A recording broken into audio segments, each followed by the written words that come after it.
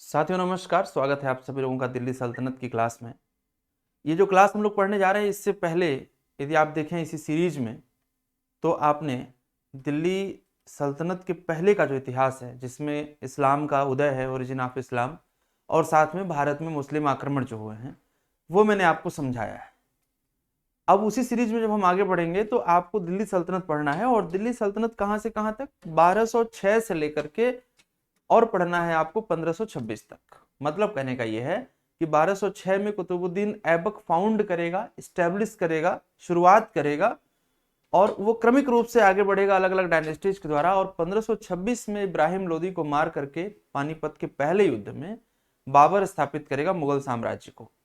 तो भारत के इतिहास में जब हम देखते हैं, दिल्ली सल्तनत का इतिहास जो है वो 1206 से लेकर के 1526 तक समझा जाता है। तो जो पूरी यात्रा है वो हम करेंगे इस लेक्चर के अंदर। आइए देखते हैं और समझते हैं।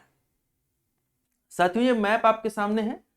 मैप मैंने आपके लिए इसलिए शो किया हुआ है कि आप इस मैप को देख करके ठीक से समझ पाएं कि दिल्ली सल्तनत में कौन कौन से इंपॉर्टेंट लोकेशंस थी। ऐसा इसलिए है, देखिए, हिस्ट्री के अंदर केवल फैक्ट को मेमोराइज करना, इतिहास पढ़ना नहीं कहलाता है।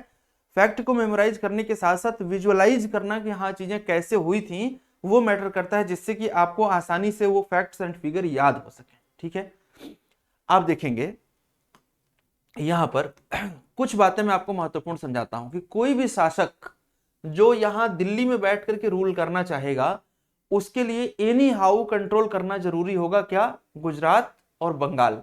आप कहेंगे सर ऐसा क्यों? तो ऐसा इसलिए कि ट्रेड को यदि बढ़ाना है तो कोस्ट लाइन पर आपका कंट्रोल होना चाहिए। तो दो आर्म्स समझिएगा, दो भुजाएं आपकी हैं। दिल्ली यदि हेड है शासन का, तो गुजरात और बंगाल की तरफ जो दो आर्म्स फैले हुए हैं, ये बता रहे हैं कि आप शासन कर पाएंगे कितना बड़ा। तो आप नोटिस करेंगे कि जो भी इस्टेब्लिश करने वाले रूलर्स आएंगे, वो बंगाल की तरफ जरूर मिशन लेकर के आएंगे, और साथ में वो गुजरात की तरफ मिशन लेकर के आएंगे। इसमें जो इंपॉर्टेंट लोकेशंस होंगी देखेंगे आप, जैसे दिल्ली की हम बात करें तो दिल्ली से आगे बढ़ेंगे आप तो यहां पर एक जूनागढ़ इंपॉर्टेंट होगा।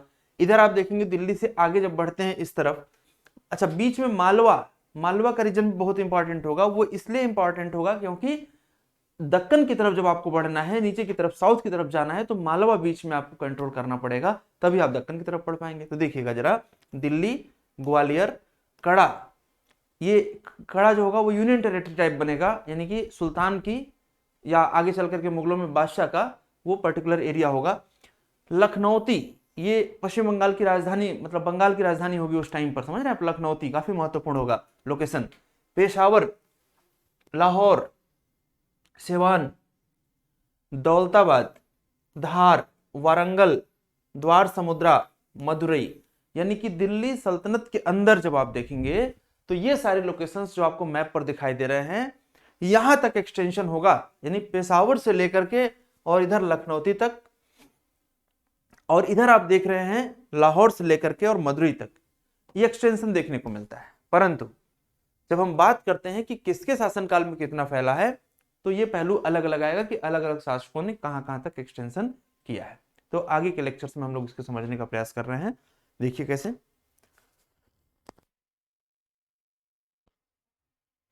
सबसे पहले ये समझते हैं कि जो दिल्ली है, जिसे हम लोग दिल्ली कह रहे हैं, इसका नाम दिल्ली क्यों पड़ा, और साथ में दिल्ली को किसने फाउंड किया, और इसके अंदर जो शहर बने वो कौन कौन से बने, और कैसे दिल्ली बड़ी हुई। पहले दिल्ली पर बात करते हैं। तो जो नाम आप दिल्ली देख रहे हैं, देखिए, दिल्ली के फाउंडर के रूप में, दिल्ली के संस्थापक के रूप में हम देखेंगे तो अनंगपाल तोमर का नाम सामने आता है। अनंगपाल तोमर, ये तोमर वंश के शासक रहे हैं। अर्थात यदि आपसे सवाल पूछा जाए कि दिल्ली को किस वंश के शासक ने स्थापित किया, तो आप जवाब क्या देंगे?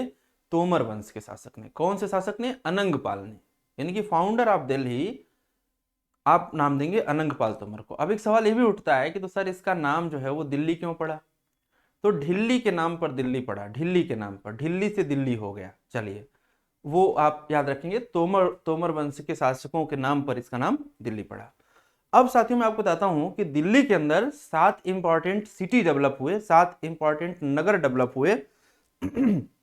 कभी भी जब आप दिल्ली जाएंगे तो मुख्यतः इन नामों को आप जरूर पढ़ेंगे। मेट्रो से यात्रा करेंगे, आप दिल्ली में कहीं भी घूमेंगे टहलेंगे तो आपको यात्रा देखने को मिलेगी यात्रा के दौरान।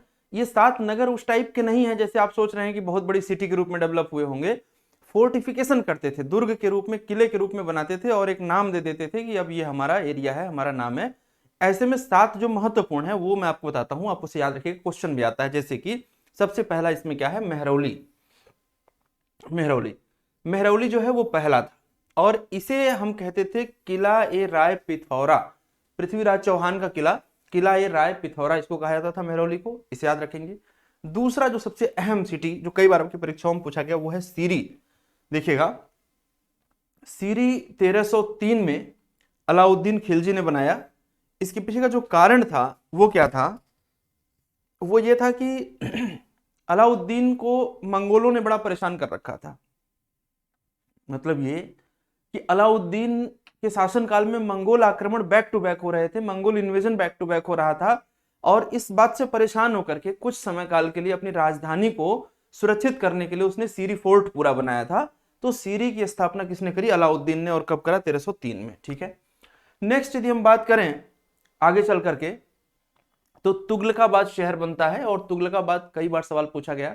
तो तुगलकाबाद बनाया था गियासुद्दीन तुगलक ने और कई बार क्वेश्चन पूछा गया तो लोग कंफ्यूज होकर के मोहम्मद बिन तुगलक या फिरोज शाह तुगलक कर देते हैं, लेकिन इससे पहले एक क्वेश्चन और पूछा जाता है, याद रखिएगा, कि जो सीरी था, सीरी उसे शहर ए नौ यहां पर बनाया गया था और इसी सीरी के अंदर बनाया गया था, यहीं पर अलाई किला बनाया गया था। और अलाई किला समझ सकते हैं अलाउद्दीन के नाम संबंधित है, कुश्क ए सीरी, अलाई किला को ही कुश्क ए सीरी कहा गया। तो जो दिल्ली सल्तनत का आर्ट एंड आर्किटेक्चर मैं आपको पढ़ाऊंगा लास्ट में, उसमें सारा का सारा आर्किटेक्चरल डेवलपमेंट एक लेक्चर में आप देखेंगे, विथ मैप देखेंगे, विथ इमेज देखेंगे। तो इसके लिए तो आप निश्चिंत रहिए। पहले आप ये समझिए जो शहर है वो किसने बनाया, तो तुगलकाबाद गियासुद्दीन तुगलक ने बनाया। एक शहर जो बड़ा इंपॉर्टेंट, जहां पनाह नगर, जहां पनाह नगर मोहम्मद बिन तुगलक ने बनाया था, जहां पनाह नगर।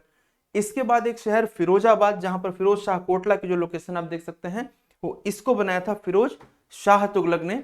और इसके बाद जो छठवां शहर आप देख सकते हैं वो शेरगढ़ था। मत भूलिए कि तुर्कों और अरबों और मुगलों के शासन के साथ साथ भारत पर अफगानियों ने भी रूल किया है और अफगानियों में सबसे पहले नाम जो आपके सामने आता है वो कौन सा नाम आता है, शेरशाह सूरी का।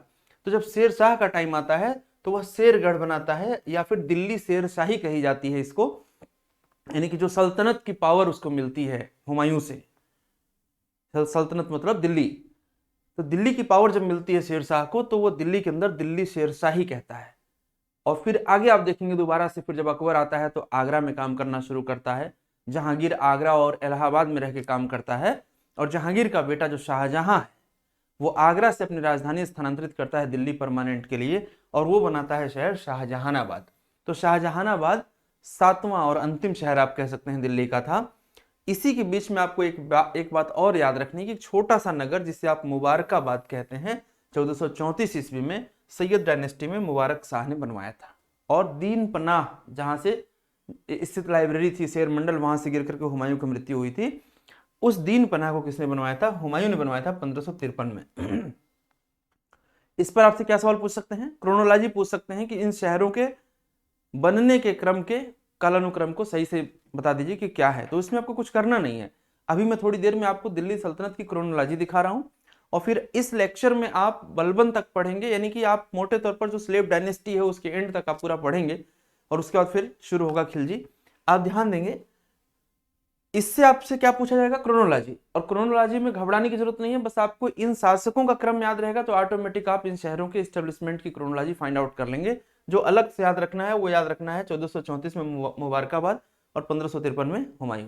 आइए देखते हैं दिल्ली शहर में 7 नगर कौन कौन से थे, आपको समझ आ गया। अब दिल्ली सल्तनत से संबंधित कुछ और बेसिक बात हम लोग करते हैं, वो ये करते हैं कि दिल्ली सल्तनत में कौन कौन से शासक रहे। तो इसका मैं आपको टाइम पीरियड समझा रहा हूं, लेकिन जब आप पहले पढ़ेंगे, सबसे पहले आप पढ़ना शुरू करेंगे तो आप पढ़ेंगे गुलाम वंश को। गुलाम वंश को क्यों पढ़ेंगे, क्योंकि कुतुबुद्दीन ऐबक गुलाम था किसका, मोहम्मद गोरी का, और उसी ने दिल्ली सल्तनत को फाउंड किया था। तो गुलाम वंश जो है वो यहीं से शुरू होता है। और जब हम गुलाम वंश की बात करते हैं ना तो मुख्यतः हमारे सामने 3 राजवंश आते हैं। कौन कौन से, एक तो आता है कुतुबी वंश, कुतुबी वंश का फाउंडर कौन होगा, कुतुबुद्दीन ऐबक। सेकेंड आता है शमशी डायनेस्टी, शमशी डायनेस्टी, इसका कौन फाउंडर होगा, इल्तुतमिश, शमशी वंश का, लेकिन है ये भी गुलाम, इस तो गुलामों का गुलाम कहा गया, आपको पता होगा, मैं बताऊंगा अभी थोड़ी देर में आपको। इसके बाद बलबनी वंश, संस्थापक इसका कौन होगा? बलबन, फाउंडर होगा बलबन। यानी कि 1206 से लेकर के 1290 तक का जो टाइम पीरियड है इसको भी हम 3 हिस्सों में बांट देंगे, कुतुबी डायनेस्टी, शमसी डायनेस्टी और बलबनी डायनेस्टी। लेकिन इन तीनों को कंबाइंड रूप से क्या कहेंगे? मामलुक डायनेस्टी कहेंगे, मामलुक वंश कहेंगे। ठीक है, तो यदि आपसे कोई पूछे कि दिल्ली सल्तनत के किस फेज में या किस पीरियड में मामलुक डायनेस्टी ने रूल किया है हिंदुस्तान पर, तो आंसर होगा it was the first phase. शुरुआत में मामलुक डायनेस्टी ने रूल किया। और मामलुक का मतलब क्या हो गया? बलबनी, शमसी और कुतुबी, ज्वाइंटली इनको क्या कहा गया है? Mamluk dynasty. ठीक है, अब हम लोग देखते हैं इनका क्रोनोलॉजी। सबसे पहले मामलुक कह लीजिए या इनको स्लेव डायनेस्टी कह लीजिए, गुलाम वंश कह लीजिए या मामलुक वंश कह लीजिए, ये टाइम पीरियड आपको याद रखना पड़ेगा। एज इट इज जो पीडीएफ में आपको पढ़ा रहा हूं ये विथ एनोटेशन आपको एप्लीकेशन पर मिल जाएगा, आप आराम से वहां से डाउनलोड कर सकते हैं। ठीक है, देखिए पूरी की पूरी क्रोनोलॉजी आपके सामने है। हम बात करते हैं मामलुक डायनेस्टी, स्लेव डायनेस्टी की, कहां से कहां तक? 1206 से 1290 तक। और इसमें आप देख सकते हैं कि कुतुबुद्दीन ऐबक का टाइम पीरियड है 1206 से 1210। आराम शाह का पीरियड है 1210। थोड़ा सा गलती कहां पर होती है लोगों से, कुतुबुद्दीन के बाद सीधे इल्तुतमिश पर आते हैं, भूल जाते हैं कि बीच में आराम शाह भी आया था, कई बार ये कंफ्यूजन रहता है। ठीक है, इसके बाद रुकनुद्दीन फिरोज 1236 में, और इसके ठीक साथ रजिया सुल्तान ने पावर संभाल लिया।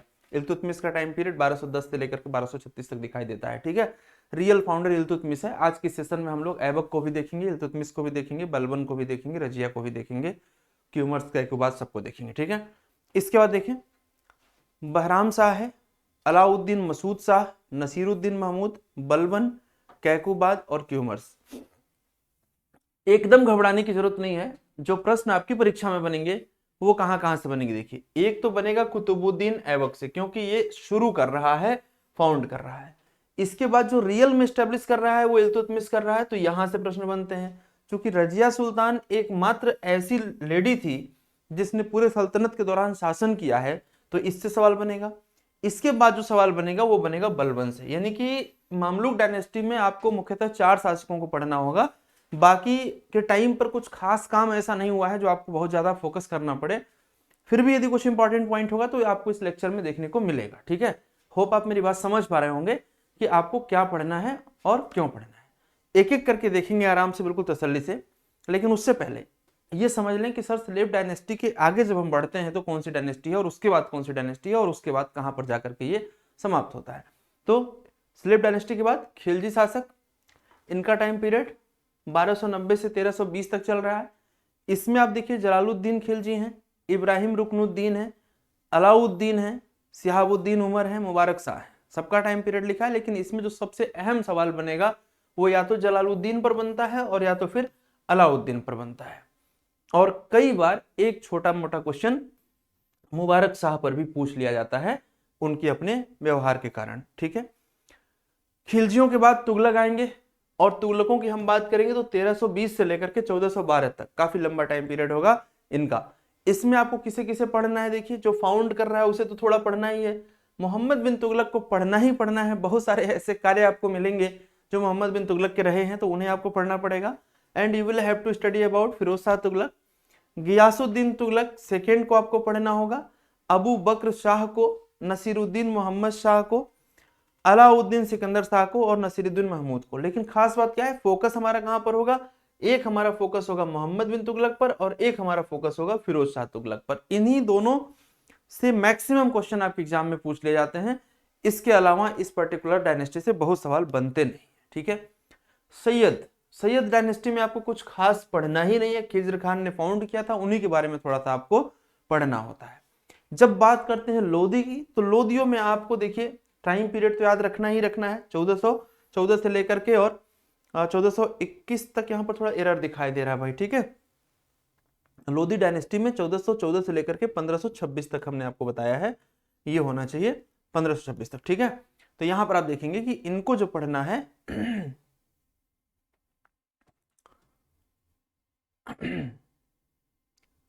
1414 नहीं होगा, 1451 होगा ना। यहां से ये एंड हो रहा है सैयद डायनेस्टी, इसके बाद ये शुरू हो रहा है लोधी वंश। ठीक है ना भैया, तो यहाँ से 1451 होगा, परेशान होने की जरूरत नहीं है। 1451 से लेकर के 1489 तक। ठीक है, इसमें जो सारा का सारा खेल है वो है कहां पर, सिकंदर लोदी का। सिकंदर लोदी ने जो एस्टेब्लिशमेंट किया वो आपको याद रखना है, और इब्राहिम लोदी जो कि मारा जाता है पानीपत के पहले युद्ध में, तो ये पढ़ना है। बस दिल्ली सल्तनत समाप्त। समाप्त का मतलब कि इतना आपको पढ़ना है तब समाप्त होगा। अब शुरू कहां से करेंगे हम लोग, आ जाइए वहीं पर, कहां पर भाई, कुतुबुद्दीन ऐबक पर। ठीक है, तो कुतुबुद्दीन ऐबक के बारे में पढ़ें उससे पहले कुछ जो बेसिक फैक्ट आपकी परीक्षाओं में डायरेक्ट पूछे जाते हैं, थोड़ा उनको भी देख लीजिए। क्या एक फैक्ट पूछा जाता है कि जो हिंदू माँ के संतान हैं, यानी कि ऐसे शासक जो हिंदू माओं से पैदा हुए हैं, उनके बारे में आपको बताइए कि कौन कौन से रहे हैं। तो पूरे दिल्ली सल्तनत में जितने भी रूलर्स को हमने दिखाया है उसमें नसीरुद्दीन खुसरो शाह है, गयासुद्दीन तुगलक, फिरोज शाह तुगलक और सिकंदर लोदी। याद रखेंगे ये 4 ऐसे शासक हैं जो हिंदू माँ के संतान थे। इसके अलावा एक फैक्ट आपको याद रखना है कि दिल्ली सल्तनत में सर्वाधिक समय तक शासन जो चला है वो तुगलक डायनेस्टी का चला है, और सबसे कम समय तक जो चला है वो खिलजियों का चला है। लेकिन खास बात याद रखिएगा कि खिलजियों के शासन में ऐसा नहीं है कि कम समय तक चला तो कुछ एस्टेब्लिश नहीं हुआ। अलाउद्दीन की जो मार्केट पॉलिसी रही है, अलाउद्दीन की जो मिलिट्री पॉलिसी रही है, अलाउद्दीन का जो मेथड ऑफ रूल रहा है, उसने दिल्ली सल्तनत को बड़ा ताकत दिया है, बड़ा बल दिया है। तो वो आपको पढ़ना ही पड़ेगा, क्वेश्चन वहां से हमेशा बनते हैं। और जो लंबे समय तक तुगलक डायनेस्टी चली है, इसमें फिरोज शाह तुगलक और मोहम्मद बिन तुगलक के जो कार्य हैं वो भी आपको कंपेयर करके पढ़ना है। जो डिपार्टमेंट इन्होंने बनाए थे वहां से सवाल आते हैं। ठीक है, तो इन सब समरीज के साथ आइए शुरू करते हैं। सबसे पहले मामलुक डायनेस्टी को याद रखिएगा। मामलुक डायनेस्टी हमने बताया है ये स्लेव डायनेस्टी भी कही जाएगी, और इसका फाउंडर कौन है, कुतुबुद्दीन ऐबक है। यदि आपको याद हो, हमारा पिछला लेक्चर आपने देखा हो, तो मोहम्मद गोरी के मरने के बाद कुतुबुद्दीन ऐबक ने लाहौर को राजधानी बनाते हुए शासन करना शुरू किया मोहम्मद गोरी के नाम पर। और चूंकि इसका नाम जो था, इसके नाम का मतलब होता है चंद्रमा का स्वामी, तो ऐबक का जो मतलब है चंद्रमा का स्वामी है। इसको उपाधियां भी मिली बहुत सारी, बहुत सारा दान देता था, तो इसे लाख बख्श भी कहा गया, आप देख सकते हैं। इसे पील बख्श कहा गया, हाथियों का दान देता था। बहुत लिबरल माइंडसेट का शासक था, बहुत लंबा चल नहीं पाया, और आप पढ़ते हैं कि पोलो खेलते समय इसकी मृत्यु हो गई 1210 में। तो 1210 में मृत्यु हो गई, लेकिन इसी का गुलाम और इसी का दामाद इल्तुतमिश था, जिसने 1200 इसके मरने के बाद लाहौर से राजधानी ट्रांसफर करेगा दिल्ली। तो हम इसके बाद इल्तुतमिश को देखेंगे, लेकिन आप ये समझिए कि कुतुबुद्दीन ऐबक ने क्या काम किया। तो आपको मैंने बताया कि ये मोहम्मद गोरी के साथ ही आया था, मोहम्मद गोरी के सबसे योग्य गुलामों में से एक था। और जब Mohammad Ghori second battle of Tarain 1192 से आगे बढ़ रहा था, तो उस समय ऐबक ही कमांड कर रहा था मोहम्मद गोरी की सेना को। और ऐसी स्थिति में जब ये आया, तो मोहम्मद गोरी को रिप्रेजेंट करने के लिए एकमात्र फेस एंड फिगर था, वो था कुतुबुद्दीन ऐबक का। और इसने यहीं पर अपने आप को इतना एस्टेब्लिश करना शुरू किया इस रीजन में कि यही फाउंडर बना दिल्ली सल्तनत का, और उसी के नाम पे शासन करना शुरू किया। ठीक है, जब मोहम्मद गोरी की मृत्यु हो रही है, तो देखिएगा कि जो योग्य गुलाम हैं उसमें से 3 नाम आपके सामने आएगा। नसीरुद्दीन कुबाचा का, इसको सिंध मिलता है।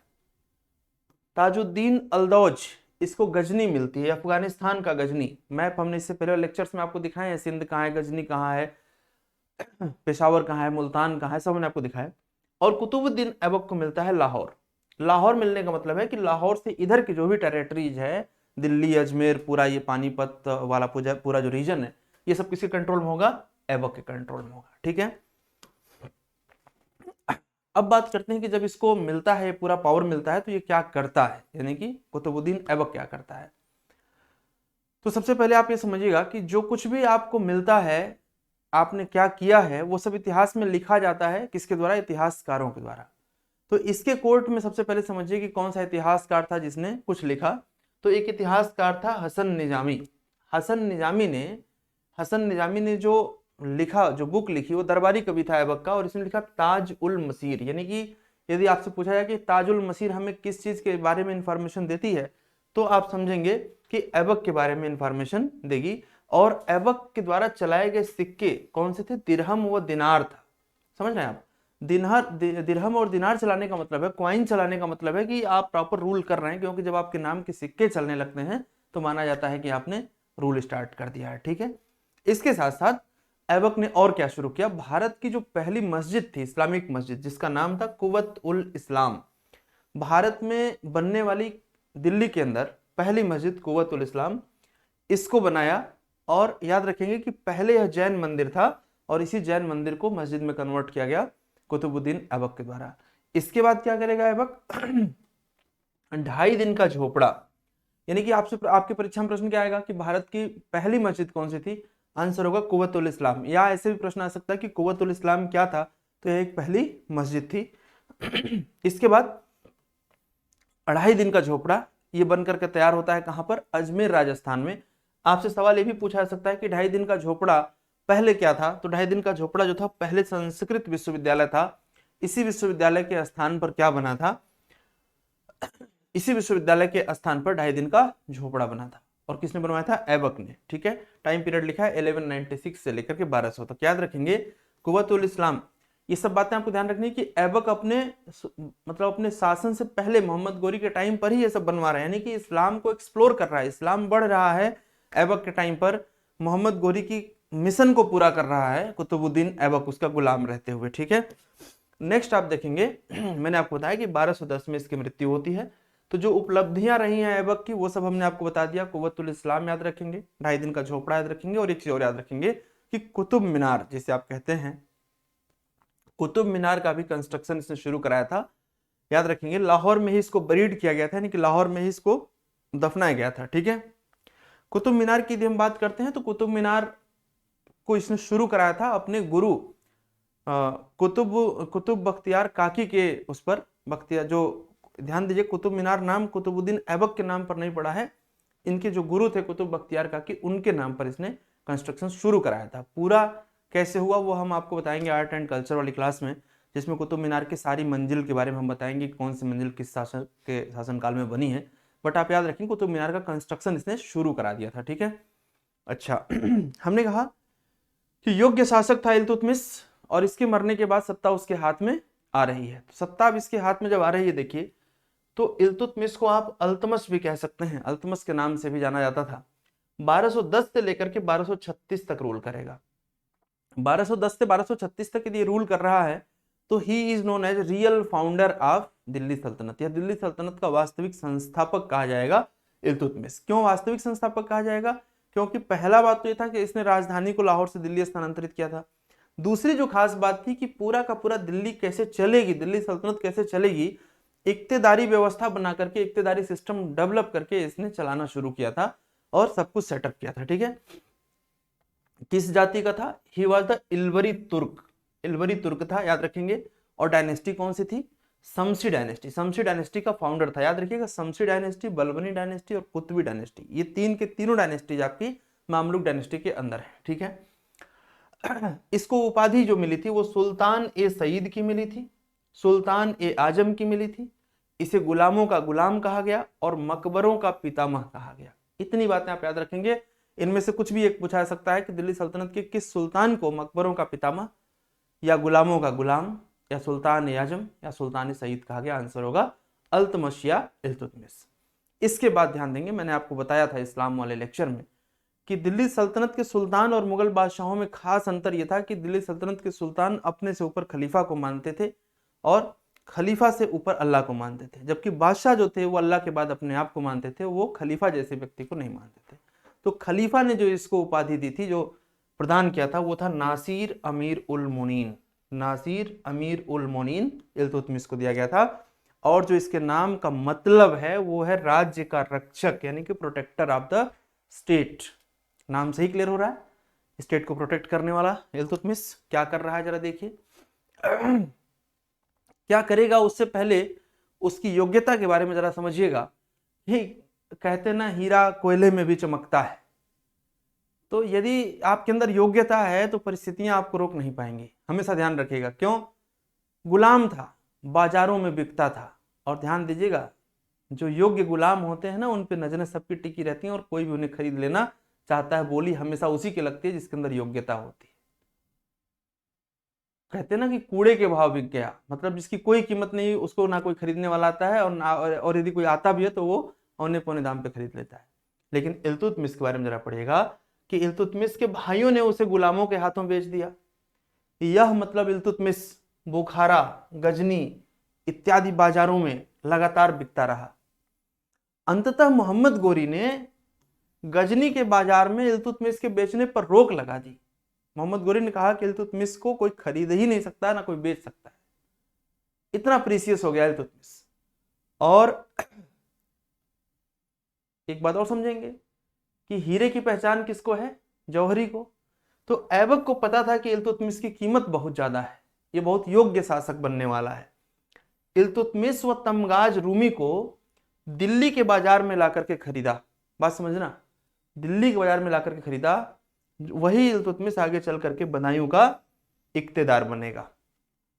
Getting my point? यानी बदायूं इसके कंट्रोल में रहेगा। दिल्ली से जो आगे आप जाएंगे तो जो यूपी का बदायूं वाला रीजन है, यहाँ पर इक्तेदार बनेगा। और खास बात समझिएगा कि मोहम्मद गोरी की नजरों में ये इतना काबिल सिद्ध होता है कि मोहम्मद गोरी ने कुतुबुद्दीन ऐबक को आदेश दिया कि इसको दासता से मुक्त कर दीजिए, यानी अभी गुलाम नहीं है। तो सवाल कई बार पूछा जाता है कि गुलाम रहते हुए गुलामी की दास्ता से मुक्त होने वाला दिल्ली सल्तनत का सुल्तान कौन था? तो आंसर वही होगा कि वो गुलामों का गुलाम इल्तुतमिश था, जिसको मोहम्मद गोरी ने आदेश दिया था कुतुबुद्दीन ऐबक को कि आप इसको गुलामी से मुक्त कर दीजिए। मैं उम्मीद कर रहा हूं कि मेरी बात आपको समझ में आ रही होगी। फिर भी यदि आपको कोई समस्या महसूस हो रही हो तो आप मुझे फीडबैक जरूर बताइएगा कि आपको कंफ्यूजन कहां पर हो रहा है। ठीक है, नेक्स्ट आगे बढ़ेंगे। जब भी आप कुछ करना चाहेंगे जिंदगी में, मतलब शासन करना तो बहुत बड़ी बात है, कुछ भी आप करना चाहेंगे तो आपके सामने चुनौतियां आएंगी। तो इल्तुतमिश को पावर तो मिली, उसने लाहौर से राजधानी दिल्ली ट्रांसफर तो किया, बट सवाल इस बात का था कि उसके सामने जो मेजर चैलेंजेस थे वो क्या क्या थे दिल्ली के अंदर एक सुल्तान के रूप में। तो एक सुल्तान के रूप में जो चैलेंजेस दिखाई देते हैं वो क्या दिखाई देते हैं? सबसे पहले तो इसके शत्रु, यानी कि जो कुतुबुद्दीन ऐबक के पैरेलल खड़े थे, जैसे एल्दौज, कुबाचा, ये लोग, ये इसके शत्रु थे। तो एल्दौज जो था इसका एक प्रमुख शत्रु था, और इसके साथ इसको तराइन का तृतीय युद्ध लड़ना पड़ा था। याद रखिएगा 1216 में। तो यदि आपसे कोई सवाल पूछ दे कि तराइन का 2 युद्ध तो जानते हो, तीसरा बताओ, तो तीसरा 1216 में इल्तुतमिश और एल्दौज के बीच में लड़ा जा रहा है। याद रखेंगे इसको आप लोग। और इस युद्ध में एल्दौज की हार हुई, और साथ में दिल्ली गजनी के प्रभाव से हमेशा के लिए मुक्त हो गया, यानी कि दिल्ली पर अब गजनी का कोई प्रभाव नहीं रहेगा। ये पॉइंट आपको ध्यान में रखना है। और हमने आपको बता दिया कि तराइन का जो तीसरा युद्ध है वो एल्दौज और इल्तुतमिश के बीच में हो रहा है। साथ ही साथ ध्यान रखेंगे कि हार के बाद एल्दौज को गिरफ्तार करके बदायूं लाया गया और यहीं पर उसकी डेथ होती है। तो आपसे पूछा जाए कि एल्दौज की कब्र कहां पर है, तो आंसर होगा बदायूं में है। ठीक है, अच्छा, जहां तक रहा सवाल इंग्लिश का, तो अब बहुत कॉमन सेंस है कि एक एक लाइन हिंदी इंग्लिश में लिखी हुई है, मैं आपको एकदम स्पष्ट समझा रहा हूँ। कहीं कोई कंफ्यूजन हो तो बताइएगा मुझे। लगातार यदि मैं इंग्लिश में बोलते रहूं तो उससे खास फर्क नहीं पड़ना है, इतना आपका हिंदी व्यवहारिक भाषा आप समझ रहे होंगे। नाम Yildiz was arrested and brought to Budaun, और एल्दौज को गिरफ्तार किया गया और बदायूं लाया गया। दोनों में कोई खास अंतर मुझे लगता नहीं है, आप खुद समझदार हैं, पढ़ रहे हैं। ठीक है, आगे बढ़ते हैं। कुबाचा की बात करते हैं। एल्दौज और कुबाचा याद करिए, कुतुबुद्दीन ऐबक के साथ वाले। मुल्तान व सिंध का शासक था। 1217 में इल्तुतमिश ने कुबाचा से लाहौर छीन लिया। 1217 में लाहौर छीन लिया, और 1227-28 में कुबाचा ने सिंधु नदी में डूब करके आत्महत्या कर ली, यानी कि Qubacha committed suicide by diving in Indus river, right. इसके प्रभाव से यानी आप देख पा रहे होंगे कि अब इल्तुतमिश के शत्रु जो हैं वो साइड बाय साइड हो गए, मर गए। अब इसके पास शत्रुओं के नाम पर कोई कुछ खास नहीं दिखाई दे रहा है, इसके अपनों में शत्रु नहीं है। हाँ, अब एक बड़ी समस्या आ रही है मंगोलों की। मंगोल इन्वेजन होगा भारत में, उससे देखिए कैसे निपट रहा है। पहली बार इल्तुतमिश के शासनकाल में मंगोल आक्रमणकारी चंगेज खान का मतलब जिसे आप तेमुचिन भी कहते हैं। क्वेश्चन कई बार पूछा गया कि पहली बार मंगोल इन्वेजन किस सुल्तान के समय काल में हो रहा है, तो आंसर होगा इल्तुतमिश के समय काल में हो रहा है। और कौन अटैक कर रहा है? Genghis Khan. और कहां पर? सिंधु नदी के किनारे। ईयर क्या था? 1221 में, याद रखेंगे 1221 में चंगेज खान का अटैक होता है तेमुचिन का इल्तुतमिश के टाइम पर, मंगोल आक्रमण, राइट। इसके बाद अवध में विरोध होता है, जिसे आप पिर्थु या वर्तु का विद्रोह करते हैं, और इससे बहुत बड़ा विद्रोह है, ठीक है ना, शिया मुसलमानों का विद्रोह होता है ये, राइट। याद रखेंगे पिर्थु रेबेलियन अवध में होता है, ये भी इल्तुतमिश के टाइम पर होता है। इसके बाद बंगाल की समस्या देखने को मिलती है। बंगाल में क्या समस्या देखने को मिलती है कि इल्तुतमिश के समय जो बंगाल का शासक है अली मर्दान, इसने अपने आप को इंडिपेंडेंट रूलर डिक्लेयर कर दिया, इंडिपेंडेंट सुल्तान डिक्लेयर कर दिया। और इस कंडीशन में इल्तुतमिश को अपने बेटे को भेजना पड़ा नसीरुद्दीन महमूद को, और ये जाकर के लखनौती, मैंने आपको शुरू में मैप पर दिखाया था, बंगाल की राजधानी थी, वहां जाकर के कंट्रोल करता है और साथ में अधिकार पूरा प्राप्त करने के बाद आगे बढ़ता है। लेकिन जो नसीरुद्दीन है इसकी हत्या मंगोलों के द्वारा कर दी जाती है, क्योंकि मंगोल पहले से ही दुश्मन है। आपको पता होगा कि मंगोल पहले से दुश्मन है किसके, इल्तुतमिश के। चंगेज खान उधर से आकर के अटैक कर चुका है, ये बात आपको समझ में आ रही होगी। और 1231 में आप देखेंगे तो बंगाल पूरी तरीके से कंट्रोल में आ जाता है किसके, दिल्ली सल्तनत की, और दिल्ली सल्तनत का हिस्सा बन जाता है। और रूल टाइम पीरियड कहां तक है, 1236 तक है, किसका, इल्तुतमिश का। यानी कि इल्तुतमिश के टाइम पर ही, शुरुआत का लेक्चर आप याद करें, आज का ये जो लेक्चर आप देख रहे हैं इसके शुरू में हमने बताया था कि दिल्ली आपके पावर का, आपके सेंटर ऑफ पावर का हेड है, तो बंगाल और गुजरात आपकी भुजाएं हैं। यानी आप शासन करना चाहते हैं दिल्ली पर, तो बंगाल और गुजरात पर आपको कंट्रोल करना ही पड़ेगा और कोई रास्ता नहीं है, ठीक है। इसके बाद हम देखते हैं जो अगला क्वेश्चन आपके एग्जाम में बन सकता है, वो बन सकता है इल्तुतमिश के प्रमुख अभियानों से। क्या क्या ईयर आपको याद रखना है, क्रोनोलॉजी में आपको इसे अरेंज करना पड़ सकता है, या करेक्टली मैच और नॉट करेक्टली मैच्ड, ठीक है। तो हमने पूरी कोशिश करी है कि एरर फ्री रहे, आपका पूरा कंटेंट एरर फ्री हो। फिर भी टाइपिंग ह्यूमन एरर हो सकती है, बट हमारी तरफ से क्लीन एंड क्लियर है। यदि पढ़ते समय आपको किसी बुक में कहीं और कुछ अलग एरर मिल जाए तो एक बार खुद से क्रॉस चेक करने के बाद आप हमें भी मैसेज कर सकते हैं कि सर ये वाला इस पर्टिकुलर स्लाइड में थोड़ा गलत लग रहा है या कंफ्यूजन हो रही है, ठीक है। सबसे पहले 1226 में रणथंभौर राजस्थान, 1227 में मंडावर, 1232 में ग्वालियर। याद रखिएगा, ग्वालियर मिशन के दौरान ही उज्जैन के महाकाल मंदिर को तोड़ा गया था तथा विक्रमादित्य की मूर्ति को दिल्ली लाया गया था, ये खास बात है। और जब ये ग्वालियर मिशन पे था ना, तो इसी समय रजिया सुल्तान बार बार क्लेम कर रही थी कि मेरे पापा ने, मतलब इल्तुतमिश ने, मुझे यह बताया है कि मेरे ना रहने पर तुम शासन करोगी। यानी कि शी वॉज वेरी क्लियर कि मुझे रूल करना है। तो अगला रूलर कौन बनेगा, रजिया सुल्तान। क्यों, क्योंकि जो शुरू से जिसके लक्ष्य में स्पष्टता होती है ना, वो उसे प्राप्त कर ही लेता है। तो रजिया सुल्तान चाहती थी कि मैं रूलर बनूं, और पूरे दिल से चाहती थी, तो वो रूलर बनी। इन द सेम मैनर, यदि आपको लग रहा है कि आप मजिस्ट्रेट बने, अधिकारी बने, कर्मचारी बने, जो भी आप बनना चाहते हैं, यदि आपके माइंड में क्लैरिटी है ना कि आपको बनना है, तो बनने से कोई रोक नहीं पाएगा। परिस्थितियों को चाहे आप लाख दोष दीजिए, लेकिन यदि आप क्लियर हैं तो आप बनेंगे, क्योंकि परिस्थितियों को साइड करते हुए आप उसी रास्ते पर आगे बढ़ेंगे जो रास्ता आपकी मंजिल की तरफ जाता है।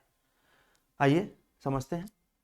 1236 में बामियान, कई बार पूछा गया, बामियान जो नॉर्थ वेस्ट फ्रंटियर, जो पाकिस्तान अफगानिस्तान वाला रीजन है, वहां पर, इस पर अटैक करता है इल्तुतमिश, इस मिशन को चलाता है। और 1236 में ही इल्तुतमिश की मृत्यु हो जाती है, कहां पर, दिल्ली में, ठीक है भाई। ये तो हो गया आपका इसका मिशन। और इल्तुतमिश का जो एडमिनिस्ट्रेटिव रिफॉर्म है, जरा उसको समझिएगा, ये भी आपकी परीक्षाओं में पूछा जाता है। सबसे पहले तो ये समझिए कि एडमिनिस्ट्रेटिव रिफॉर्म में क्या है कि इक्तेदारी प्रणाली की शुरुआत, इक्तेदारी सिस्टम शुरू करता है गंगा और यमुना के दोआब में। यानी गंगा और यमुना का जो दोआब है, यहाँ पर इक्तेदारी सिस्टम शुरू करता है। एरिया को इक्तों में बांट दिया जाता है। मैं आपको समझाऊंगा एडमिनिस्ट्रेशन जब पढ़ाऊंगा दिल्ली सल्तनत का, तो पूरा का पूरा सल्तनत जो सेंट्रलाइज पावर थी, जो केंद्रीकृत सत्ता थी, वो बटी हुई थी कैसे, इक्तों में। जैसे आज का जो केंद्र है वो राज्यों में बटा हुआ है, ऐसे ही जो सल्तनत थी वो इक्तों में बटी हुई थी, और एक इक्ते को संभालने वाला इक्तेदार कहलाता था, और इस सिस्टम को इक्तेदारी कहते थे। We will discuss in detail in our administrative lecture of Delhi Sultanate, right. इसके बाद इसने एक केंद्रीय सेना का निर्माण किया, जिसे क्या कहा गया, हस्म एक कल्ब। काफी महत्वपूर्ण है, हस्म एक कल्ब कहा गया। हस्म एक कल्ब एक सेंट्रलाइज्ड आर्मी थी। बिना सेंट्रलाइज्ड आर्मी के आप रूल नहीं कर सकते हैं, ये इतिहास गवाह है, आपको करना पड़ेगा, राइट। और इल्तुतमिश खुद एक मुद्रा विशेषज्ञ था, और वह पहला सुल्तान भी था जिसने शुद्ध अरबी के सिक्के चलाए। टंका, टंका, टंका किसका चलाया, चांदी का टंका। यहां पर टंका करेंगे, टंका सिल्वर क्वाइन था। और साथ में इसने चलाया जीतल। टंका के साथ इसने क्या चलाया, जीतल। जीतल किसका बना हुआ था, तांबे का, कॉपर का था, ठीक है। तो टंका सिल्वर का और जीतल तांबे का, ये सिक्के थे। और सल्तनत के जो सिक्के चले वो इल्तुतमिश ने इसलिए भी शुरू किया क्योंकि सिक्का का मुद्रा का विशेषज्ञ भी था। ठीक है, एक पॉइंट और समझेंगे जो काफी अहम है। महल के सामने इसने संगमरमर के 2 शेर बनवाए थे और उनके गले में घंटी बांध रखी थी। सेम यही काम जहांगीर करेगा। जैसे यदि लग रहा है कि आप सुल्तान से न्याय मांगने जा रहे हैं और आपकी बात सुल्तान तक नहीं पहुंच रही है, तो चैन खींचिए, घंटी बजेगी और मैसेज जाएगा सीधा सुल्तान को कि कोई आपसे न्याय मांगना चाह रहा है। फिर ऐसे ही सुल्तानों की जय जयकार होती है जनता के बीच में, ध्यान रखिएगा। और यही काम सेम कौन करेगा? जहांगीर।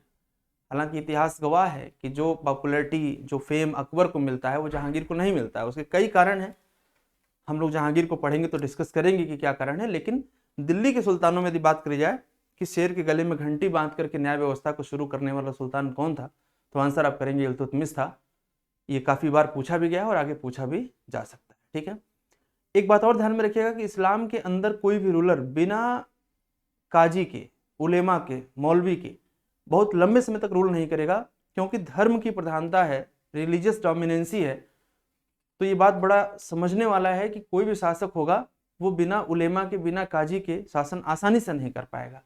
ऐसी स्थिति में इसको भी आप नोटिस करेंगे कि इसने सभी शहरों में काजी व अमीरदाह की नियुक्ति की, काजी व अमीरदाह की नियुक्ति की। इसने अपना मकबरा दिल्ली में बनवाया तथा इसे मकबरों का पितामह भी कहा जाता है। ठीक है ना। इसके साथ साथ जो शुरू में मैंने आपको बताया कि दिल्ली सल्तनत का वास्तविक संस्थापक था, 1211 में इसने राजधानी ट्रांसफर करी थी, अपने नाम का खुतबा पढ़वाया था और 18 फरवरी 1229 को दिल्ली को बगदाद के खलीफा से स्वतंत्र सुल्तान की मान्यता मिली थी। याद रखिएगा, 1229 में दिल्ली को एक सल्तनत के रूप में रिकॉग्नाइज किया गया था और इल्तुतमिश को एक सुल्तान के रूप में मान्यता मिली थी खलीफा से, और खलीफा का पावर ऑफ सेंटर बगदाद था। ठीक है, तो यहां तक तो साथियों जो बात रही वो किसकी रही? वो बात रही इल्तुतमिश की। मैं पूरे भरोसे के साथ कह सकता हूं कि कुतुबुद्दीन ऐबक को आपने पढ़ा और इल्तुतमिश को आपने पढ़ा। यदि आपने हमारा इससे पहले वाला लेक्चर देखा है तो आपको एकदम क्रिस्टल क्लियर हो रहा होगा कि मोहम्मद गोरी के आने के बाद भारत में किस तरीके से इस्लाम बढ़ रहा था, और इस्लाम को बढ़ाने के लिए जो सबसे पहला इनिशिएटिव लिया कुतुबुद्दीन ऐबक ने, वो कैसे लिया? कुव्वतुल इस्लाम जो मस्जिद बनाई दिल्ली में और 2.5 दिन का झोपड़ा जो बनाया अजमेर में, इसके माध्यम से इस्लाम बढ़ना शुरू हो रहा है। और इल्तुतमिश ने तो इक्तदारी सिस्टम डेवलप करके काफी अच्छे से एडमिनिस्ट्रेशन को आगे बढ़ाया। थोड़ी देर पहले मैंने आपसे कहा है कि जिस व्यक्ति के दिल में जिस चीज को पाने की हसरत होती है वो उसे पा ही लेता है यदि उसकी चाहत में दम है तो। उसी में से एक थी रजिया सुल्तान। शुरू से ही अपने आप को मान करके चलती थी कि मुझे शासन करना है और मेरे फादर ने मुझे बताया है कि मैं ही रूल करूंगी। और जब आप इतना डीपली कंसिस्टेंट होते हैं अपने टारगेट पर कि हमें तो करना ही है ये, तो आप उसे प्राप्त कर ही लेते हैं। तो अब यहां से कहानी शुरू होती है रजिया सुल्तान की। हाँ, ये सच बात है कि एक पुरुष प्रधान समाज में, एक मेल डोमिनेटिंग सोसाइटी में, जब एक महिला ये क्लेम करेगी कि मुझे रूल करना है तो उसका विरोध तो होगा ही होगा। एक बात मैं थोड़ा आपको और स्पष्ट कर दूं कि जो इल्तुतमिश था वो तुर्क था, इल्बरी तुर्क था, और इसका जो शासन चल रहा था उसमें एक खास बात ये थी कि एक चालीसा दल बना हुआ था, चालीसा दल बना हुआ था जिसे तुर्कान ए चहलगानी भी कहा जाता था। वो तुर्कान ए चहलगानी में कहने के लिए 40 लेकिन वास्तविक में उससे अधिक तुर्क नोबल्स थे, यानी कि तुर्की के जो बड़े बड़े अमीर लोग थे वो उनका समूह था, और मिला जुला के वही शासन को ड्राइव करते थे कि शासन कैसे चलना चाहिए। और वही कॉन्स्पिरेसी का एक अड्डा बना हुआ था, षड्यंत्र का एक अड्डा बना हुआ था, यानी कि सुल्तान के खिलाफ यदि कोई साजिश होनी है ना तो वहीं पर होती थी। वो इस बात को बलबन जानता था क्योंकि बलबन भी मेंबर था तुर्कान चहलगानी का। आगे आप पढ़ेंगे कि बलबन ने तुर्कान चहलगानी को समाप्त कर दिया। रजिया सुल्तान शासन तो करना चाह रही थी, लेकिन ये जो तुर्कान चहलगानी था उसकी राजनीति का शिकार हो गई। ध्यान दीजिएगा, मैंने अभी कहा कि एक पुरुष प्रधान समाज में एक महिला शासन करे, ये पुरुष के गले के नीचे बात उतर नहीं रही थी, वो भी इस्लाम के अंदर, जहां पर पर्दा प्रथा इतने पीक पर रहती है आज की डेट में भी। तो हम तो बात कर रहे हैं आपसे लगभग 1000 वर्ष पीछे चल करके। तो ऐसी स्थिति में कोई महिला शासन करे, ये उन तुर्क नोबल्स को समझ में नहीं आ रहा था। तो रजिया के खिलाफ क्या करेंगे? वो षड्यंत्र करेंगे।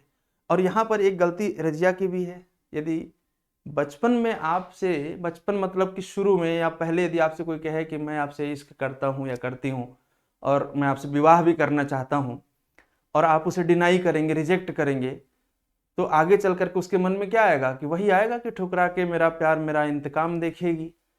तो कहीं ना कहीं वो ना रजिया सुल्तान के इसके शासन को डिक्लाइन होने में या इसकी हत्या होने में ये पहलू भी वर्क करेगा, अल्तुनिया वाला जो पूरा कॉन्सेप्ट है। अच्छा, शुरू में आपने रिजेक्ट कर दिया कि मैं तुमसे शादी नहीं कर रही हूँ, और बाद में जरूरत पड़ने पर आप कह रहे हो कि I love you too much, तो दोनों बातें एक साथ ना लिंक नहीं हो पा रही हैं, समस्या हो जा रही है वहां पर। हो भी रही है, यदि बात बन भी रही है तो बहुत अच्छे से नहीं बन रही है, और ये प्रॉब्लम आ रही है किसके साथ? रजिया के साथ। क्या समस्या आ रही देखिए, तलवार देख रहे हैं आप रजिया की। यहाँ से क्वेश्चन पूछा आपके आईएएस प्रीलिम्स में भी सवाल पूछा, पीसीएस में। ये जो पगड़ी आप देख रहे हैं ना, हालांकि ये तो किसी मूवी या किसी सिनेमा का इमेज है। रजिया जो वास्तविक कपड़े पहनती थी वो पुरुषों के कपड़े पहनती थी, और ये जो पगड़ी में ये सब देख रहे हैं ना, ये झूमर और ये सब लगे हैं, ये सब नहीं लगे होते थे।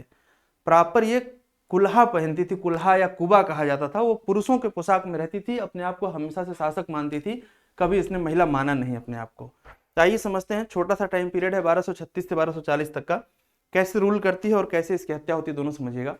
सबसे पहले समझिएगा कि जन्म इसका होता है बदायूं में। क्यों? क्योंकि इल्तुतमिश बदायूं का ही इक्तेदार था, तो वहीं पर यह पैदा हुई थी। इसके साथ साथ इसका जो पूरा नाम था वो समझिएगा, जलालात उह दीन रजिया, जलालात उह दीन रजिया या जल्लाद दीन कह सकते हैं आप इसको, ठीक है। हमने आपसे बताया कि ग्वालियर अभियान के दौरान इल्तुतमिश ने इसको इसी अभियान का प्रभारी बनाया था। याद रखेंगे कि रजिया ने जब रिफॉर्म करने शुरू किए तो सबसे पहला रिफॉर्म में इसने ये शुरू किया कि नायब ए लश्कर का पद बनाया। नायब लश्कर का मतलब था जो लश्कर कमांड चल रही है उसको लीड करने वाला एक व्यक्ति होगा, और वो कहलाएगा नायब लश्कर, यानी कि आर्मी को कंट्रोल करेगा एक कमांडर, राइट। इसके अलावा जो खास बात हमने बताई आपको कि तुर्क अमीरों के अलावा वह चाहती थी कि एक अन्य समूह बनाया जाए। क्यों? क्योंकि जिस समूह से आप ड्राइव हो रहे हैं उस समूह के अंदर ही राजनीति होने लगेगी, तो आप शासन कैसे करेंगे? तो आप एक अलग ग्रुप बनाने की कोशिश करेंगे यदि समझदार शासक हैं तो, राइट। इसके बाद देखेंगे कि जब आप फुल फॉर्म में आते हैं, अच्छा प्रॉब्लम क्या थी कि महिला कैसे शासन करेगी? तो महिला ने अपने महिलाओं के वस्त्र त्याग करके पुरुषों के वेशभूषा में आ गई। कही कि ऐसा कुछ नहीं भाई, यदि तुम कुर्ता पजामा और पगड़ी पहन करके टोपी लगा के रूल कर सकते हो तो वो काम हम भी कर सकते हैं, समझ रहे हैं। और इसकी पगड़ी पर सवाल आया, हमने क्या कहा, कबा, कुल्हा, ये सब इसका नाम था इसकी पगड़ी का, ठीक है। अब देखिए, हमने कहा ना षड्यंत्र, आप कंटेम्प्रेरी वर्ल्ड में जाके देखेंगे, इंडिया में जाके देखेंगे, तो जब इंदिरा गांधी प्रधानमंत्री बनती हैं तो उनके सामने मेजर चैलेंज क्या है कि कांग्रेस के अंदर जो षड्यंत्र हो रहा था, तो उनको भी कांग्रेस पार्टी को तोड़ करके नया कांग्रेस बनाना पड़ा। कांग्रेस आई, उन्होंने बनाया। बिल्कुल ऐसे ही रजिया सुल्तान के सामने जो चैलेंज था, तो वो नोबेल तुर्क का जो षड्यंत्र था, जो विद्रोह था, वो था। उसमें से सबसे पहला विद्रोह देखिए कौन करता है, कबीर खान। क्वेश्चन आपसे पूछा गया, ठीक है। कबीर खान का विद्रोह क्या है? कबीर खान को हजार मर्दा कहा जाता था, और इसने खुल के विरोध किया कि रजिया रूल नहीं कर सकती है। अल्तुनिया उसी समय भटिंडा का सूबेदार था, भटिंडा मतलब पंजाब, समझ रहे हैं। और यही वो अल्तुनिया है जिससे इश्क हुआ था। इश्क अल्तुनिया को हुआ था रजिया से, लेकिन बाद में रजिया को जरूरत पड़ेगी ना अल्तुनिया की, तो फिर वो कहेगी कि ठीक है चलो आगे बढ़ते हैं, मैरिज कर लेते हैं। रजिया ने अल्तुनिया से विवाह कर लिया। विवाह मजबूरी में किया था, शौक से नहीं किया था, क्योंकि जब विरोध बढ़ने लगा था तो उस कंडीशन में इसके पास कोई और ऑप्शन नहीं नजर आ रहा था कि कैसे अपने आप को सिक्योर किया जाए, क्योंकि अल्तुनिया के कनेक्शंस जो थे वो तुर्क नोबल से थे, तो उसे लग रहा था कि हम यहाँ पर सिक्योर हो जाएंगे। लेकिन बात हुई नहीं, संभल नहीं पाया, और फिर ये दिल्ली से जा रहे थे भटिंडा की तरफ, तो रास्ते में एक जगह पड़ती है कैथल, वहीं पर 1240 में रजिया और अल्तुनिया की हत्या हो गई, यानी कि साथ में दोनों की हत्या हो गई। और इस प्रकार से रजिया सुल्तान का शासन 3 वर्ष 6 माह में समाप्त जाता है। कुछ खास आपको देखने को नहीं मिलता है। और इसके बाद के जो शासक हैं उनको आप देखेंगे तो बहराम शाह है, अलाउद्दीन मसूद शाह है, कुछ खास पॉइंट नहीं है इसमें। एक पॉइंट नसीरुद्दीन महमूद शाह के बारे में पूछा जाता है, इसे दिल्ली का आदर्श सुल्तान कहते हैं। कुछ करोगे ही नहीं, जो कहेगा, जो तुर्काने चहलगानी कहेगी या जो तुर्क नोबल्स कहेंगे वही मान लोगे तो आदर्श तो बने ही रहोगे, है ना। और यही शमसी वंश का अंतिम सुल्तान था, यानी कि यहां से शमसी वंश समाप्त हो जाएगा और बलबनी वंश शुरू होगा। और बलबनी वंश में हमने आपको बताया कि फाउंड कौन करेगा, बलबन। एक खास बात हमने आपको बताई थी, याद रखिएगा, कि स्लेव डायनेस्टी में यदि सबसे अधिक पावरफुल पोजीशन में कोई था तो बलबन था। अब बलबन के सामने की चुनौतियों को भी समझ लीजिए। वैसे तो इल्तुतमिश के बारे में आपने पढ़ा और समझ गए कि इल्तुतमिश किस प्रकार से रूल कर रहा है। जो दिल्ली का लोकेशन था ना, दिल्ली के आसपास जितने भी रास्ते निकलते थे बदायूं की तरफ या पानीपत की तरफ, ऐसे रास्तों के दोनों किनारे जंगल थे। और जंगलों में रहते थे लुटेरे डाकू, अक्सर आने जाने वाले व्यापारियों को क्या करते थे, लूटते थे। बलबन इस बात से तंग आ चुका था और बलबन तुर्काने चहलगानी का मेंबर भी था, तो वो सब समझ रहा था कि हमें शासन में क्या करना है, क्योंकि काफी दिनों से वो देख रहा था षड्यंत्र क्या है, राजनीति क्या है। तो सबसे पहले तो उसने ये तय किया कि जो दिल्ली के ऊपर अटैक करेगा, राहगीरों को लूटेगा, उसे हम तलवार से कटवाएंगे, मतलब एक निरंकुश शासन करेंगे। थोड़ा भी इसमें लिबरलिज्म वाली बात नहीं है, इसने एकदम तलवार से कटवाना शुरू किया और पूरा का पूरा, आप समझेंगे इस बात को, तो आयरन एंड ब्लड की पॉलिसी इसने अपनाई। इसे आयरन एंड स्वार्ड की पॉलिसी, मतलब स्वार्ड एंड ब्लड की पॉलिसी भी कही जाती है, तलवार और लौह की नीति जिसे आप कहते हैं, रक्त और लौह की नीति भी आप इसे कहते हैं। तो ऐसा इसने पॉलिसी अपनाया कि हमें बिल्कुल भी कॉम्प्रोमाइज नहीं करना है, स्ट्रांगली इसको मैनेज करना है। अच्छा, अब इसके बारे में थोड़ा सा पढ़ते हैं कि बलबन का ओरिजिनल नाम क्या था। ओरिजिनल नाम बहाउद्दीन था। क्या था भाई? बहाउद्दीन। और क्या था ये? इल्बरी टर्क था। इल्बरी टर्क, जो इसकी एथनिसिटी थी वो इल्बरी टर्क थी। इसको टाइटल क्या क्या मिली थी? सबसे पहले तो गयासुद्दीन बलबन, इसके बाद जिले इलाही, काफी इंपॉर्टेंट पॉइंट है, जिले इलाही, जिले इलाही। इसके बाद उलूग खान नियामत खुदाई, ये सारी टाइटल थी। फाउंडर किस डायनेस्टी का था? बलबनी डायनेस्टी का, राइट। और इसके बाद याद रखिएगा कि इतिहासकार था जिसका नाम था बर्नी। बर्नी ने इसको खुफिया कातिल कहा। खुफिया कातिल क्यों कहा? खुफिया कातिल समझिएगा।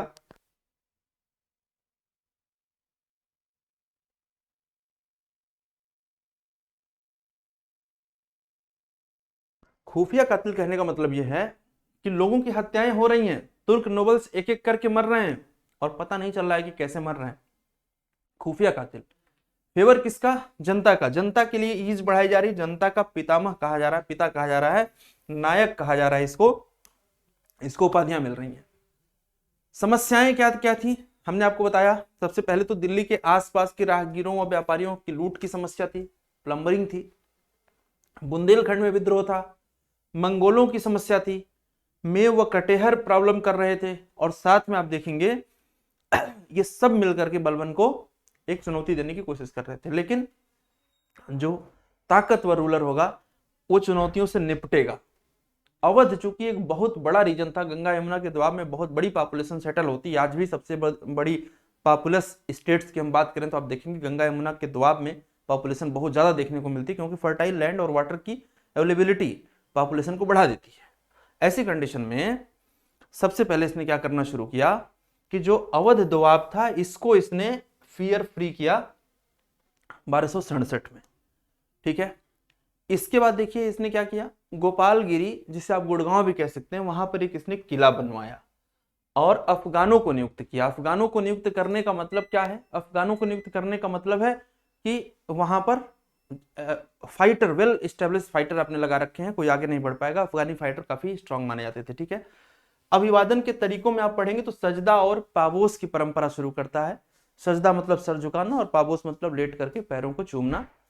ये सजदा और पाबोस की परंपरा को शुरू करता है। दिल्ली के चारों कोनों, भोजपुर, पटियाली, काम्पिल्य और जलाली, इन चारों कोनों पर टावर बनवाता है और अफगानों को नियुक्त करता है, जिससे कि दिल्ली पूरी तरीके से पहले सुरक्षित हो, दिल्ली पर कोई अटैक ना हो सके। इसके बाद रक्त और लौह की नीति अपनाता है। हमने कहा जो भी अटैक करेगा उसको कटवाया जाएगा, टाइट रहेंगे बिल्कुल, कहीं भी लूज नहीं होंगे। और आगे देखेंगे यदि हम बात करें बलबन की, तो बलबन की जो मंगोलों के प्रति पॉलिसी रही है, यानी मंगोलों के साथ हम कैसे डील करेंगे, वो दोनों यूज करा गया। जहां जरूरत पड़ी वहां पावर का यूज किया गया और जहां जरूरत पड़ी वहां पर डिप्लोमेसी का यूज किया गया, ठीक है। यदि हम विद्रोह की बात करते हैं तो सबसे पहला विद्रोह कहां पर हो रहा है? बंगाल में। बहुत कॉमन सेंस है, बंगाल और गुजरात ऐसे दो लोकेशंस हैं जहां पर विद्रोह होते ही रहेंगे, क्योंकि वहां के रूलर्स हमेशा इंडिपेंडेंट होना चाहेंगे। वहां से फॉरेन ट्रेड फ्लरिश कर रहा है तो अपने आप को कभी भी किसी के अंडर में काम करने देना पसंद नहीं करेंगे, ठीक है। यदि हम थोड़ा सा इसके थॉट्स के बारे में समझें, स्टेटमेंट और असर्शन रीजन वाले सवालों को सॉल्व करने के लिए, तो आपको ये ध्यान देना है कि ये कह रहा है कि मैं षड्यंत्र से नहीं, षड्यंत्र मतलब I am not the product of तुर्कानी चहलगानी, मैं ईश्वर की इच्छा से सुल्तान बना हूं। यानी कि अल्लाह का डिजायर है कि बलबन रूल करे, और जब अल्लाह का डिजायर है तो फिर क्या कहा जाएगा? जिल्ले इलाही हूं, जिल्ले इलाही हूं, नियामते खुदाई हूं, मैं कोई षड्यंत्र का परिणाम नहीं हूं। मतलब मैं किसी किंग मेकर के द्वारा किंग नहीं बना हूं, सीधे सीधे अल्लाह ने मुझे आदेश दिया है, ठीक है। और ऐसी स्थिति में कहा जा रहा है कि जो अल्लाह का कहना है कि जो राजा होगा, जो किंग होगा, उसका जो हृदय है वो ईश्वरीय कृपा से भरा होगा और एकदम क्रांति का भंडार होगा, है ना। और कहना है कि राजत्व जो होता है वो निरंकुशता का शारीरिक स्वरूप होता है, यानी कि राजत्व के अंदर निरंकुशता समाहित है। यानी राजा को यदि किसी की गर्दन तलवार से उड़ानी है तो उसे समय नहीं लगना चाहिए।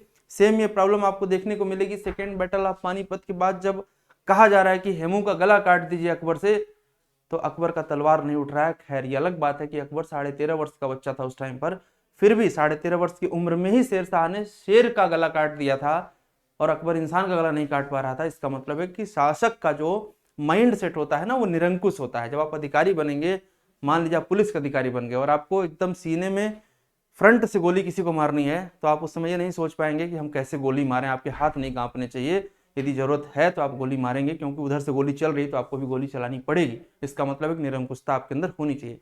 यदि आप मजिस्ट्रेट हैं और आपको लाठी चार्ज का आदेश देना है, आपको गोली फायर का आदेश देना है, तो आप ये नहीं सोच सकते हैं कि यहाँ पे लोग मारे जाएंगे, क्योंकि यदि लोगों को नहीं आप वहां पर भगा पाएंगे, नहीं मैनेज कर पाएंगे, तो लोग आपको मार डालेंगे। इसलिए शासक के मन में निरंकुशता होना जरूरी है, ऐसा बलबन का मानना था। ठीक है, आगे बढ़ेंगे।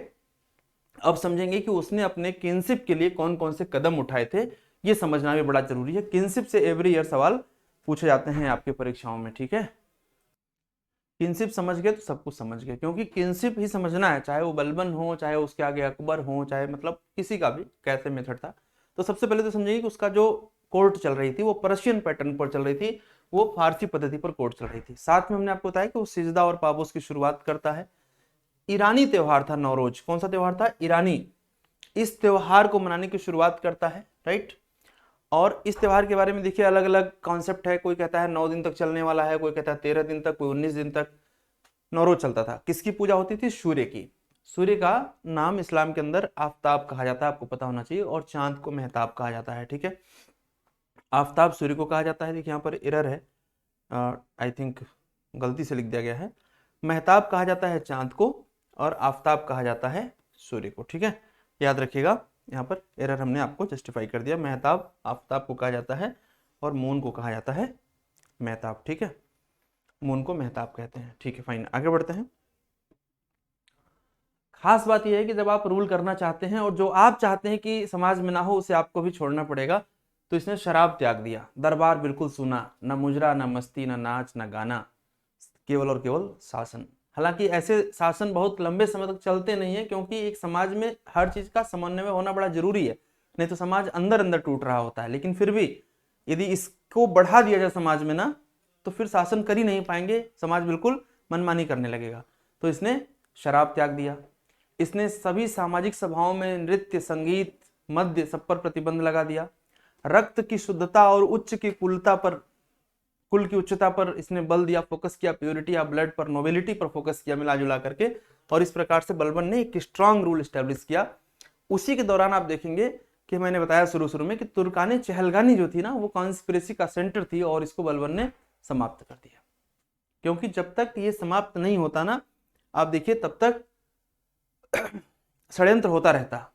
और इसी वजह से मैं कह रहा हूं कि जो बहुत सारे तुर्क नोबल्स लगातार मारे जा रहे थे, ये कैसे मारे जा रहे थे किसी को समझ में नहीं आ रहा था। और इसी कारण से यहां पर कहा गया इतिहासकार के द्वारा, बर्नी के द्वारा, ये बर्नी होना चाहिए, बर्नी के द्वारा कहा गया कि बलबन खुफिया कातिल है और इसने इसको समाप्त कर डाला, सप्रेस कर दिया तुर्कानी चहलगानी को, और एक बड़ी उपलब्धि थी। ठीक है, और इस प्रकार से आप देखेंगे, ये आप समझ सकते हैं, इमेज को देख करके समझ सकते हैं कि तुर्कानी चहलगानी के नोबल तुर्क हैं जो अपने आप को किसी रूलर से कम नहीं समझते थे। समझ रहे हैं आप? ये मानते थे कि सारा पावर हमारे में ही केंद्रित है, और ऐसी कंडीशन में किसी भी रूलर के लिए रूल कर पाना बड़ा मुश्किल हो जाता है। यदि हम इसके एडमिनिस्ट्रेटिव रिफॉर्म की बात करें, बार बार रिपीट कर रहा हूँ कि एडमिनिस्ट्रेटिव रिफॉर्म हम अलग से आपको पढ़ाएंगे, फिर भी इसने दीवाने आरिज बनाया था, जिसे आप मिलिट्री डिपार्टमेंट कह सकते हैं। इसके साथ ही साथ जब एडमिनिस्ट्रेशन आप पढ़ेंगे तो दिल्ली सल्तनत के अंदर जो डिस्ट्रिक्ट्स हैं उनको शिक कहा गया है, और जो मुगलों के अंदर जो डिस्ट्रिक्ट हैं उनको सरकार कहा गया है। तो ये जो डिस्ट्रिक्ट का नाम शिक है, ये बना रहा है बलबन। साथ में कोई भी रूलर, उसके पास यदि बहुत ही बेटर इंटेलिजेंस नहीं है तो बहुत अच्छा रूल नहीं कर पाएगा। तो इंटेलिजेंस अच्छा हो उसके लिए इसने बरीद नामक गुप्तचर बनाए थे, बरीद, राइट। इनका जो हेड होगा वो बरीद ए मुमालिक कहलाएगा। तो ये होंगे आपके स्पाई। इसके बाद जो इक्तेदार का पोस्ट होगा उस पर साहिब दीवान बैठाएगा ये, ठीक है ना, साहिब दीवान, ये आपको याद रखना है। और इसके साथ साथ 1200 यहाँ पर थोड़ा सा आपका करेक्शन है, ये टाइम पीरियड यहाँ पर गड़बड़ है, ठीक है ना, टाइम पीरियड छोड़ दीजिएगा। मैंने आपसे कहा कि 1290 में एक अनुशासनहीन शासक या उदासीन शासक जिसे आप कह सकते हैं, जो हमेशा शराब के नशे में डूबा रहेगा और साथ में चाहेगा कि मुजरा हो, मस्ती हो। सुना होगा आप लोगों ने ना, जैसे देखा होगा बॉलीवुड की सिनेमाओं में बैठ करके बादशाह अपना मुजरा सुन रहा है, इन आँखों की मस्ती के मस्ताने हजारों हैं। तो जब ऐसा शासक आएगा तो दरबार तो एकदम रंगीन हो जाएगा, लेकिन समाज में विसंगतियां फैल जाएंगी और उसके खिलाफ षड्यंत्र भी होगा और कभी भी उसको हटाया जा सकता है। और यही हो रहा था कैकूबाद के टाइम पर। और ये अकेले कोई कैकूबाद नहीं है, आगे आप पढ़ेंगे, मुगलों में आप पढ़ेंगे तो बहुत सारे ऐसे रूलर्स आपको मिलेंगे, खास करके औरंगजेब के मरने के बाद तो मैक्सिमम ऐसे रूलर्स होंगे जो केवल शराब और शबाब की दुनिया में डूबे रहेंगे। तो जब भी मैक्स वेबर ने लिखा है ना कि शासक कभी विलासी नहीं हो सकता है, यदि आप शासन करना चाहते हैं तो विलासिता में शासन कर ही नहीं पाएंगे। इमेजिन करिए कि देश का प्रधानमंत्री शाम को बैठ के इन आंखों की मस्ती के मस्ताने हजारों हैं ऐसा देख रहा हो तो देश चलेगा? ही नहीं चलेगा ना। क्या हो जाएगा? स्लेव डायनेस्टी यहीं पर समाप्त हो जाएगी। और स्लेव डायनेस्टी जब समाप्त होगी तो इसके बाद हम लोग क्या पढ़ेंगे? इसके बाद पढ़ेंगे खिलजियों को। तो उम्मीद करता हूँ कि स्लेव डायनेस्टी का पूरा ये लेक्चर आपको समझ में आ गया होगा। दिल्ली सल्तनत की शुरुआत समझ आ गई होगी, इस्टेब्लिशमेंट समझ में आ गया होगा। इसके साथ आप आगे खिलजी पढ़ेंगे और फिर लास्ट में जब लोधी को आपको पढ़ाएंगे तो बताएंगे कि कैसे दिल्ली सल्तनत डिक्लाइन हुई। ठीक है जी, इस फोरम के साथ बने रहने के लिए आपको बहुत बहुत धन्यवाद। आप हमें यूट्यूब पर भी देखते हैं, आप हमें एप्लीकेशन पर भी देखते हैं, वेबसाइट पर भी फॉलो करिए। और कोई भी सुझाव हो, शिकायत हो, ज़रूर बताइए, खुले दिल से बताइए। साथ में बने रहने के लिए बहुत बहुत धन्यवाद। Thank you, take care.